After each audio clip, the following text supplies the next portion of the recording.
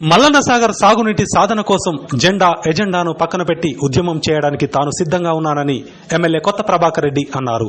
రైతులకు నీళ్లు ఇవ్వడానికి తన పదవి అడ్డం వస్తుందంటే ఎమ్మెల్యేగా తన పదవికి రాజీనామా చేయడానికి సిద్ధంగా ఉన్నానని తేల్చి చెప్పారు. రాష్ట్ర ప్రభుత్వం మల్లన్న సాగర్ ప్రాజెక్టు ద్వారా గ్రామాలకు సాగునీటిని అందించకపోవడంపై అసహనం వ్యక్తం చేశారు. సిద్దిపేట జిల్లా దుబ్బాక మండలం తిమ్మాపూర్ గ్రామం వద్ద రైతు సదస్సు కార్యక్రమాన్ని నిర్వహించారు. రైతు సదస్సు కార్యక్రమంలో పెద్దగుండవెల్లి, గుడికందుల, వెంకటాపూర్, బుస్సాపూర్, వరదరాజుపల్లి, గోవర్ధనగిరి, అందే, కొండాపూర్, పద్మనాభున్పల్లి, తిమ్మాపూర్, మర్రికుంట, గణపూర్, ధర్మారం, మిరుదొడ్డి గ్రామాలకు చెందిన రైతులు పెద్ద ఎత్తున పాల్గొన్నారు. రైతు సదస్సుకు ముఖ్య అతిథిగా ఎమ్మెల్యే కొత్త ప్రభాకర్ రెడ్డి పాల్గొని ఇక్కడి ప్రాంత రైతులకు మల్లన్న సాగర్ ప్రాజెక్టు ద్వారా గ్రామానికి సాగునీటి అందించాలని ప్రభుత్వాన్ని డిమాండ్ చేశారు. బీఆర్ఎస్ ప్రభుత్వ హయాంలో 90% చెరువుల్లోకి నీరు అందించేందుకు పైప్లైన్ పనులు పూర్తి కావడం జరిగిందన్నారు. గత యాసంగి పంటల్లో 40% వరకు సాగునీరు లేక పంటలు ఎండుముఖం పట్టాయని గుర్తు చేశారు.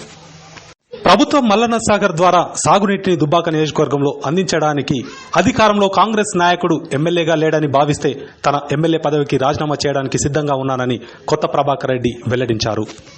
సిద్దిపేట జిల్లాకు ఇన్ఛార్జి మంత్రులను కేటాయించడం ద్వారా ఇక్కడి ప్రాంత రైతుల సమస్యలు తెలవకపోవడంతో నియోజకవర్గ ప్రజలు ఇబ్బందులకు గురికావడం జరుగుతుందన్నారు.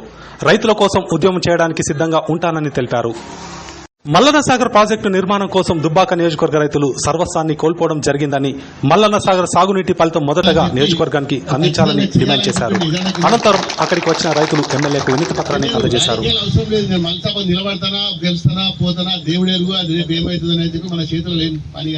ఖచ్చితంగా ఉన్న 3 ఏళ్లు అధికారంలో ఉన్నా లేకుండా పోరాటం చేద్దాం. అధికారంలో లేము, మరి వీళ్ళు పనిచేస్తున్నాం లేదా తర్వాత విషయం. సాధ్యమైనంత వరకు మనం దీని మీద ముందుకు పోదాం. ఖచ్చితంగా నేను నిలబడతా. నేను కూడా ఒక రైతును, నాకు తెలుసు. నేను ఏదో ఆశించో లేకపోతే రాజకీయాలు లబ్ధి పొందడానికి మాత్రం 100% కానే కాదు, ఆ ఉద్దేశం లేదు. ఖచ్చితంగా మనం సాధించుకుందాం. ప్రతి ఊరికి ప్రతి కాలువ ద్వారా నీళ్లు తీసుకుపోయి నీళ్లు పారబెట్టే విధంగా లైన్ లో మనం పనిచేద్దామని చెప్పి ఇప్పుడు అందరూ 5-6 ఊళ్ళోనే వచ్చారు. మరి నిజంగా కూడా ఇన్ని కాలువల పనులు ఉన్నాయి. ఇది ఒక్కటే high level pipe line canal మీద మీరు వచ్చింది. ఇది మనకున్న కెనాలలో ఒక 10%, ఇంకా 90% వరకు ఇంకా వేరే కెనాల్స్ మీద ఉన్నాయి అన్ని గ్రామాలు. మన మండలాలు రాయపోల్ మండలంలో ఇంకా చాలా కెనాల్ తీసుకోవాలి, గౌదాబాద్ లో తీసుకోవాలి, మిడిదొడ్లో తీసుకోవాలి, తోటలో తీసుకోవాలి, భూంపల్లిలు ఉన్నాయి, దుబ్బాకలు ఉన్నాయి. ఇన్ని మండలాల్లో కూడా మెయిన్ కెనాల్స్ అయినా ఇంకా పిల్ల కెనాల్లు కాలేదు. అవి కూడా కంప్లీట్ చేసుకోవాలి. ఇప్పుడు మనం ఈ దెబ్బతోటి డెఫినెట్ గా మనం ఏదో ఒకటి చేసి ఈ 5 నెలల 6 నెలల ఈ సంవత్సరం డిసెంబర్ లోపల మన కాలువలన్నీ కూడా పనులు స్టార్ట్ కావాలి. ఎందుకోసం అంత ధైర్యంగా చెప్తున్నా అంటే 90% అయినాయి. మనం 90% ఫండ్స్ కూడా రిలీజ్ చేసిన పోయిన గవర్నమెంట్.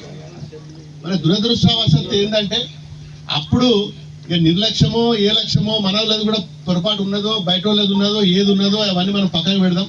అవన్నీ ఇప్పుడు చదవకుండా పోతే చాలా వెళ్తాయి. మాకు కూడా బాధ ఉన్నది మనసులో. కానీ దీన్ని ఈ 10-20%ను ఖచ్చితంగా ఈ 3 ఏళ్లలో ఈ ప్రభుత్వంలో సాధించుకోవడమే మనకి ఏకైక లక్ష్యం. అది ఒకవేళ మీ ప్రభుత్వం మా అపోజిషన్లు ఉన్నది, మేము లేవు, మా పార్టీ లేదని ఒకవేళ వాళ్ళు అంటే మేము పనులు చేస్తే రెడీ ఉన్నది, కానీ మీ పార్టీ అడ్డం వస్తుందంటే కూడా నా పదవి తీసి కూడా పక్కకు పడేస్తాం.